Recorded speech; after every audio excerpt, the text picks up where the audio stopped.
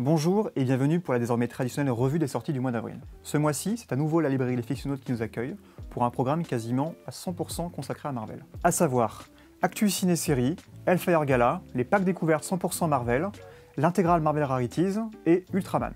Avec les intégrales et les désormais classiques anthologies Marvelverse ou Je suis, nous sommes que nous vous proposons à presque chaque sortie ciné ou série, nous avons également de chouettes 100% de luxe à vous recommander pour chacune de ces sorties. On commence donc avec Morbus. L'intégrale vous permettra de plonger aux origines du héros, notamment dans la série Amazing Spider-Man.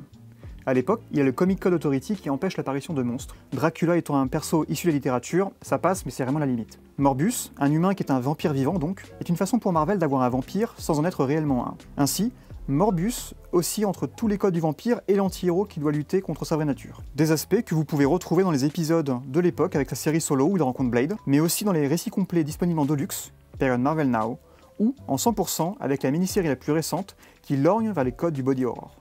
Que lire après la série Moon Knight ? À l'heure où j'enregistre cette vidéo, 2 épisodes de la série sont déjà disponibles sur Disney+. De notre côté, les sorties comics ne se feront qu'à la fin du mois d'avril. Pourquoi ? Pour 2 raisons très simples. Malheureusement, le process d'édition entre la fabrication et la sortie des livres ne nous autorise pas à être aussi flexible que les sorties Disney+. Certes, nous sortons les livres le 27 avril, mais nous pensons que les livres sont assez forts pour vivre d'eux-mêmes. En l'occurrence, j'aimerais vous parler de 2 séries qui me tiennent particulièrement à cœur. Le 100% de Jen McKay et l'extraordinaire série de Jeff Lemire. Difficile de ne pas commencer avec l'un des meilleurs runs écrits sur le personnage, voire l'un des meilleurs comics Marvel tout court, avec ce Deluxe regroupant l'intégralité du run de Jeff Lemire et Greg Smallwood, et autant de dessinateurs invités qui illustreront les ruptures de ton narrative à chaque personnalité de Mark Spector. Comme Lemire le décrivait à l'époque, c'est avant tout un récit de guérison plus qu'un récit super-héroïque au sens premier du terme. Un récit labyrinthique, où nous serons aussi perdus que le personnage dans sa lutte contre ses démons intérieurs. Que vous ayez aimé la série ou non, c'est donc une lecture indispensable.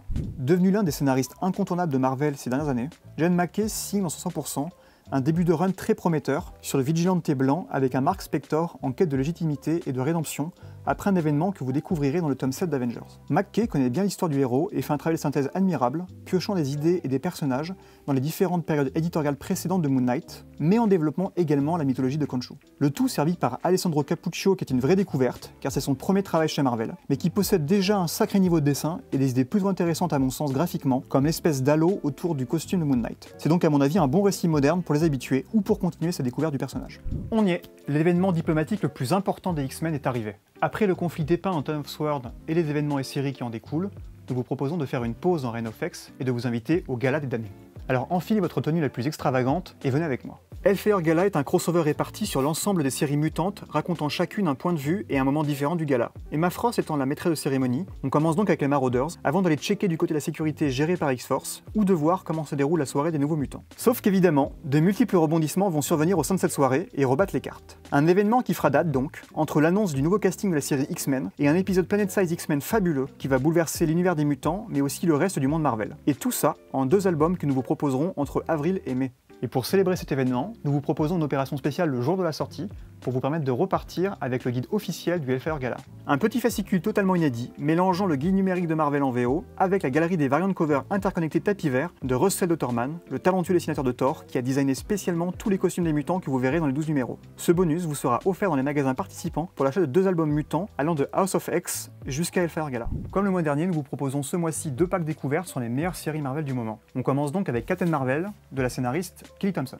Initiée en 2019, cette très agréable série est une parfaite porte d'entrée pour découvrir le personnage si vous n'avez vu que les films. Une approche très comic book de super-héros où chaque tome est une histoire complète avec un concept par album. Par exemple, pour le tome 1, c'était Captain Marvel dans une réalité alternative. Et dans le tome 6, sortant ce mois-ci, c'est Et si Carol Danvers apprenait la magie avec l'Enchantress et Doctor Strange en personnage secondaire. Kelly Thompson est pour l'occasion accompagnée d'un riche panel de dessinateurs. La Stormbreaker Carmen Carnero, Lee Garbett, dessinateur sur Loki agent d'Asgard, ou Jacopo Camani, co-créateur de No Man No Man. Bref, si vous êtes aussi friand que moi du travail de la scénariste d'Hawkeye ou de Black Widow, c'est donc une série à suivre. Est-ce bien nécessaire de présenter la série Venom de Donny Cates? Entre le succès du tome 1 disponible dans l'opération Printemps des Comics 2021 et les events Absolute Carnage et King Black, cela me paraît très compliqué d'être passé à côté de la meilleure série Venom avec celle de Remender.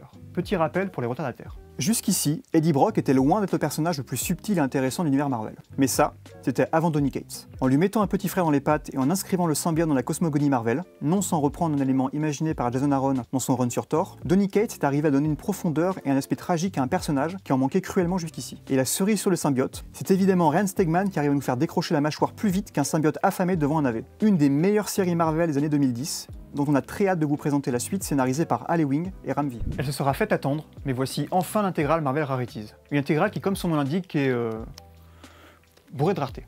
Vous retrouverez ici des histoires autour du Gardien, des planches noires et blancs restantes d'un comic Starhawk jamais publié, ou des pubs Marvel pour la Marvel Merry Marching Society, fan club de l'époque. Un peu comme l'intégrale Champions que je vous présentais la dernière fois, c'est un témoignage de l'état d'esprit de Marvel à cette époque. Celle qu'évoque avec nostalgie Roy Thomas dans sa passionnante préface. Celle d'un temps où des artistes aussi immenses que Jack Kirby, Larry Lieber, Gene Colan, Wally Wood ou Stan Lee s'éclataient sans aucune contrainte sur ce grand terrain de jeu qu'offraient les comics Marvel à l'époque. Une vraie caverne d'Ali Baba, où le principal joyau, et sans nul doute la partie consacrée à Fatalis, est signée par le légendaire Wally Wood. Gros événement pour les amateurs de science-fiction japonaise comme moi, car comme Godzilla en son temps, Ultraman a enfin sa série Marvel. L'occasion de revenir sur ce personnage emblématique de la pop culture japonaise, malheureusement moins connu en France qu'un Bioman ou un Goldorak. Ultraman au départ, c'est notamment l'œuvre d'un génie des effets spéciaux japonais, Eiji Tsuburaya.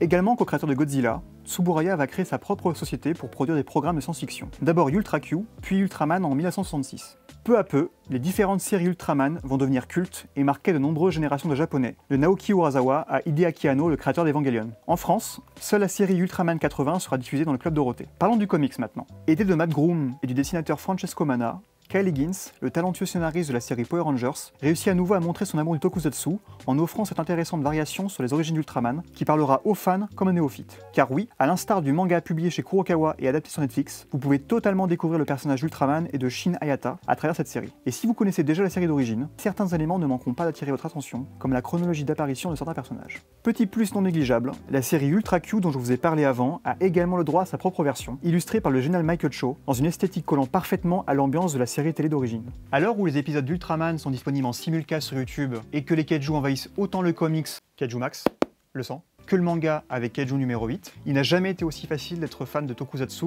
en 2022. J'espère donc que la lecture de cet Ultraman vous donnera envie de découvrir ce très riche univers. Et voilà, c'est tout pour ce mois-ci.